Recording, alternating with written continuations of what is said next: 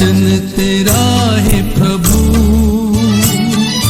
पावन करे मेरा मन। प्रेम मेरे दिल में जगाए, करे मुझे पावन। संत मत्ती के अनुसार आज का पवित्र सुसमाचार अध्याय 25 पद संख्या 31 से 46 तक। जब मानव पुत्र सब स्वर्गदूतों के साथ अपनी महिमा सहित आएगा, तो वह अपने महिमामय सिंहासन पर विराजमान होगा और सभी राष्ट्र उसके सम्मुख एकत्र किए जाएंगे। जिस तरह चरवाहा भेड़ों को बकरियों से अलग करता है, उसी तरह वह लोगों को एक दूसरे से अलग कर देगा। वह भेड़ों को अपने दाएं और बकरियों को अपने बाएं खड़ा कर देगा। तब राजा अपने दाएं के लोगों से कहेंगे, मेरे पिता के कृपा पात्रों, आओ और उस राज्य के अधिकारी बनो जो संसार के प्रारंभ से तुम लोगों के लिए तैयार किया गया है।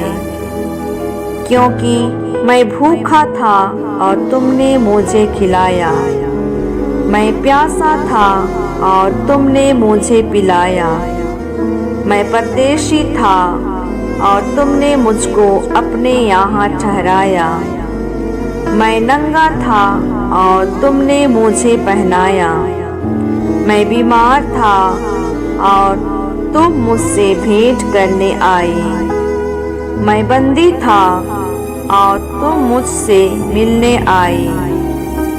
इस पर धर्मी उनसे कहेंगे, प्रभु, हमने कब आपको भूखा देखा और खिलाया, कब प्यासा देखा और पिलाया? हमने कब आपको परदेशी देखा और अपने यहाँ ठहराया, कब नंगा देखा और पहनाया? कब आपको बीमार या बंदी देखा और आपसे मिलने आए?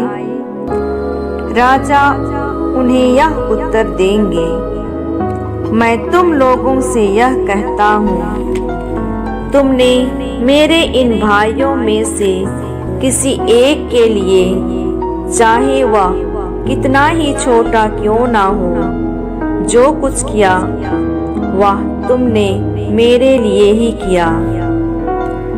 तब वे अपने बाएं के लोगों से कहेंगे, शापितों, मुझसे दूर हट जाओ, उस अनंत आग में जाओ जो शैतान और उसके दूतों के लिए तैयार की गई है। क्योंकि मैं भूखा था और तुम लोगों ने मुझे नहीं खिलाया, मैं प्यासा था और तुमने मुझे नहीं पिलाया, मैं परदेशी था और तुमने मुझे अपने यहाँ नहीं ठहराया, मैं नंगा था और तुमने मुझे नहीं पहनाया, मैं बीमार और बंदी था और तुम मुझसे नहीं मिलने आए। इस पर वे भी उनसे पूछेंगे, प्रभु, हमने कब आपको भूखा, प्यासा, परदेशी, नंगा, बीमार या बंदी देखा और आपकी सेवा नहीं की?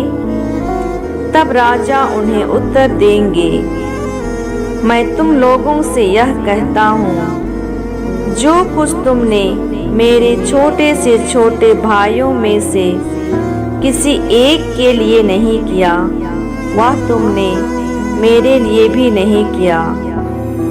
और ये अनंत दंड भोगने जाएंगे, परंतु धर्मी अनंत जीवन में प्रवेश करेंगे।